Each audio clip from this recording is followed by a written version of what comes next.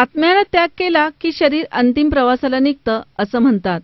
हा अखेरचा प्रवास सुखकर व्हावा म्हणून देहू परिसरात स्मशानभूमी बांधण्यात आली आहे। मात्र या अमरधामकडे प्रशासनाचं दुर्लक्ष झाल्यामुळे कित्येक दिवसांपासून स्मशानभूमीची अवस्था दयनीय झाली होती। अस्वच्छतेचा आगार झालेला हा परिसर दुर्गंधीने व्यापला होता। अंत्यविधीसाठी जमणारे नागरिक अगदी नाक मुठीत धरून कसेबसे अंत्यसंस्कार उरकायचे आणि इथून काढता पाय घ्यायचे।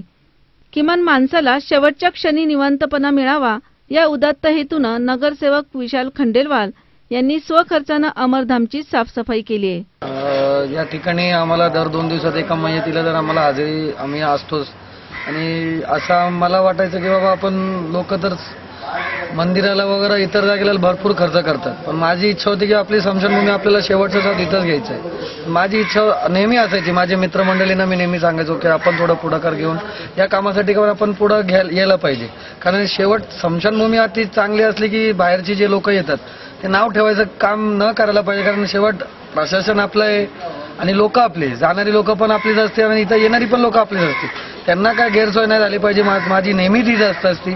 मी मागच्या महिनाभर अगोदर एक विसावा पण बाहेर बांधला, ते स्वतः खर्चाने केलं।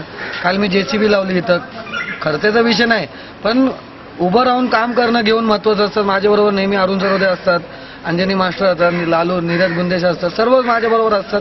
पण त्यांना मी आता या लोकांना जनतेला आवाहन करणार की जर तुम्हाला इथं काही 2 रुपये खर्च करायचा असेल तर करा, आम्ही त्या गोष्टीचा पूर्णपणे याच्याकडे लक्ष ठेवणार। आम्ही याचं एक आणि जर कॅन्टोन्मेंटकडे आम्हाला काय पाठपुरावा असेल मी त्याच्यासाठी भक्कम आहे आणि मी ते करत राहणार। तर नगरसेवकांच्या या कामामुळे नागरिकांनी समाधान व्यक्त केलंय। आणि आता सध्या तुम्हाला एक सामाजिक कार्यकर्ता मी सांगतो असं तुम्हाला जंकी खंडेला 2-3 महिन्यामध्ये ह्या स्मशानभूमीचं नंदनवंदन 100% करणार आणि त्याच्या पाठीशी आपले देवरूचे सगळे नागरिक राहणार आहे।